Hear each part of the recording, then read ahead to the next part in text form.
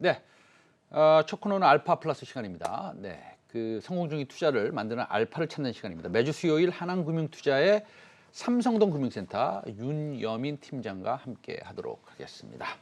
안녕하십니까? 네, 안녕하십니까? 네, 안녕하세요. 자, 오늘 바이오에 대해서 말씀하신다는데 요즘에 바이오에 대해서 뭐 말씀을 많이 하시는 분들이 그렇게 많지는 않습니다. 전부 다 나오시면 반도체에 대해서만 말씀하시지. 예. 그 제약 바이오 어떤 분야에 대해서 말씀을 오늘 좀 해주시겠어요? 일단 제약바이오도 좀 섹터가 좀 여러 개 있다 보니까 그쵸? 네. 뭐 최근에 뭐 코로나19 백신이라든지 이제 뭐 신약 개발된 어떤 그런 섹터를 좀 많이 말씀을 드렸는데 오늘 좀 특이하게도 좀 진단 관련된 쪽을 좀 말씀을 드려보고 싶습니다. 일단 뭐 코로나19를 통해서 사실 뭐 진단 키트가 좀 상당히 열풍이 불었고요. 또 이제 독감 관련된 부분들 이렇게 좀 어떻게 보면 진단이 좀 범위가 좀 넓어진다라고 좀 말씀드릴 수 있을 것 같고요. 이와 관련돼서 또 이제 우리나라에서도 이제 유전자 관련된 쪽까지도 계속 이제 사업이 좀 시행되고 있는 부분이 있기 때문에 이와 관련된 부분을 좀 봐야 되지 않을까나 싶어서 지금 오늘 좀 그 관련된 좀 섹터로 한번 말씀을 드려보도록 하겠습니다. 네. 그 요즘에 뭐 K바이오 열풍이 분다. 뭐 이런 얘기도 들리는 것 같은데 저는 뭐 그렇게 크게 그런 것들을 느끼지 못하고 있는데 아직은 그게 이제 진단 키트하고 이런 관련된 그 소위 말해서 흑자가 그쪽 분야에서 조금 나는 건가요? 수출 데이터를 보면 그렇게 나와 있더라고요. 그러니까 지난해 좀 1998년도 집계 이후로 처음으로 좀 흑자가 좀 나왔는데요. 일단 의약품 쪽에서 좀 많이 선전을 했다라고 말씀드릴 수 있을 것 같습니다. 물론 이제 마스크라든지 외용 소독제 같은 코로나19 관련된 좀 의약기기도 상당히 좀 선전을 했습니다만 일단 제가 볼 때는 의약품 쪽에서 상당히 좀 선전을 했다 말씀드릴 수 있을 것 같고요. 뭐 지난해 수출 실적을 보게 되면 이제 수출이 이제 9조 9,800억 정도, 그러니까 거의 한 10조 정도 되는 거죠. 그리고 수입 같은 경우는 8조 5천억 정도가 되면서 지금 흑자가 1조 3,900억 정도가 나온 상황입니다. 특히 이제 완제품이 좀 많이 좀 어떻게 보면 기여를 했는데요. 그 중에서 셀트리온 제품이 좀 많이 선전을 했다 말씀드릴 수 있을 것 같습니다. 뭐 램시마주라든지 허주마주, 그다음에 트룩시마주 같은 이런 세 개 품목이 상당히 좀 수출을 견인했다고 볼 수 있을 것 같고요. 또 이런 부분을 통해서 지금 생산 실적도 상당히 좀 올라갔다라고 볼 수 있을 것 같습니다. 작년에 지금 24조 원 정도 좀 생산 실적을 좀 기록을 하면서 지금 코스피 연간 대비했을 때 거의 뭐 5배 이상, 6배 정도의 어떤 성장률을 보이고 있습니다. 이런 부분을 봤을 때 K바이오는 충분히 지금 열풍이 분다라고 말씀드릴 수 있을 것 같습니다. 아, 알겠습니다. 뭐 숫자가 모든 것을 말해주는 것이니까요. 그렇죠? 오늘 퓨처캠이라는 종목에 대해서 좀 설명을 해 주신다는데 우리 퓨처캠에 대해서 얘기하기 전에 실적도 상당히 좋게 나오고 있어요. 삼성바이오로직스 실적 아주 좋게 나왔죠. 네. 대웅제약도 그런 것 같은데 뭐 어떤 배경이 있습니까?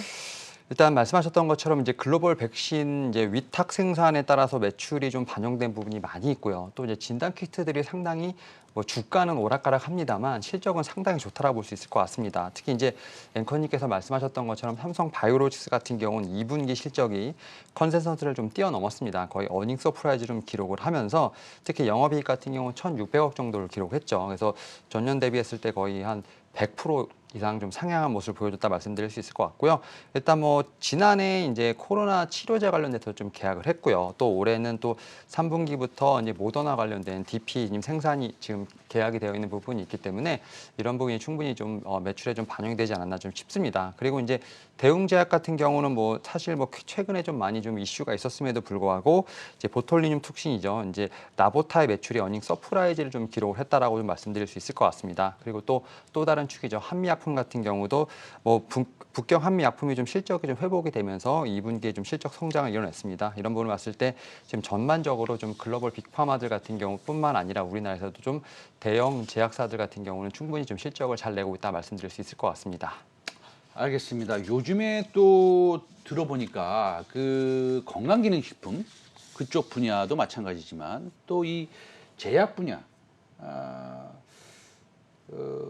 이런 회사들이 지금 시장에 많이 나와 있는 것 같아요. 지금 뭐 제가 나와 있다고 표현하는 것은 이제 그 매각을 대기 중이다, 뭐 팔 마음이 있다, 뭐 이런 얘기인데 이런 제약바이오 이 섹터에서 M&A가 증가되는 이런 지금 모습을 보이는 것은 시장에 그 어떤 영향을 좀 미칠까요?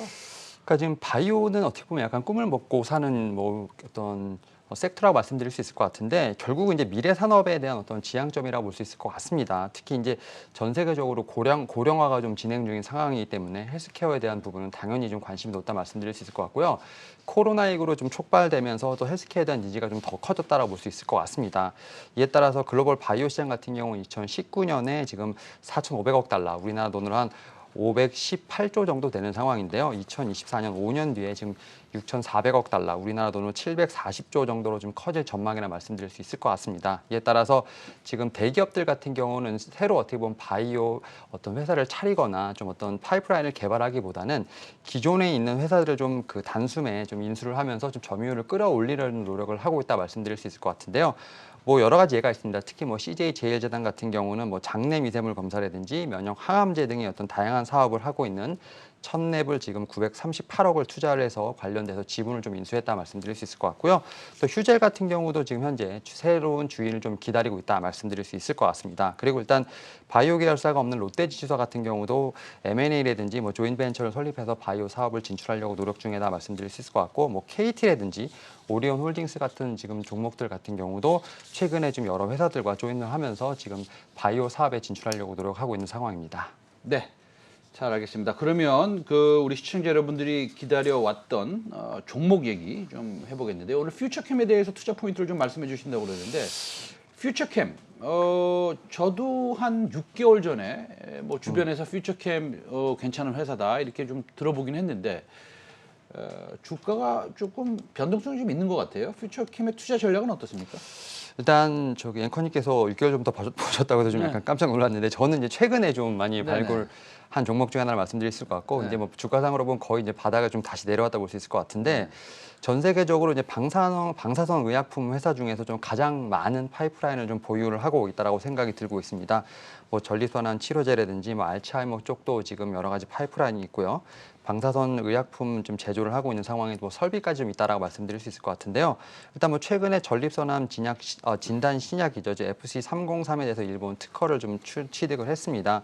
좀 특히 이제 이번 특허 같은 경우는 호주, 미국, 유라시아 지역의 8개국에 이어서 4번째로 해외 특허라 말씀드릴 수 있을 것 같고, 또 방사선 의약품 제조를 위해서 신기술에 대한 뭐 국내 특허도 받았다고 말씀드릴 수 있을 것 같습니다. 특히 이제 불소가 방사선 동위 원소로 좀 가장 널리 알려져 있는데요. 이런 부분을 통해서 진단용 지금 방사선 의약품도 좀 개발하고 있는 부분이 있기 때문에 사실 좀 상당히 좀 여러 가지 좀 파이프라인이 있습니다. 이런 부분을 통해서 다시 한번 좀 어떻게 보면 시장에서 관심을 다시 받을 수 있지 않을까 좀 생각을 하고 있습니다. 알겠습니다.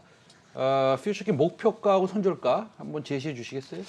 일단 좀 말씀하셨던 것처럼 이 종목 좀 변동성이 좀 크기 때문에 살짝 좀 위아래를 좀 열어놓고 좀 말씀을 드려보도록 하겠습니다. 목표가는 좀 월봉상의 좀 고점인 지금 27,000원 좀 말씀을 드려보도록 하겠고요. 손절가는 12,300원 제시해드리도록 하겠습니다.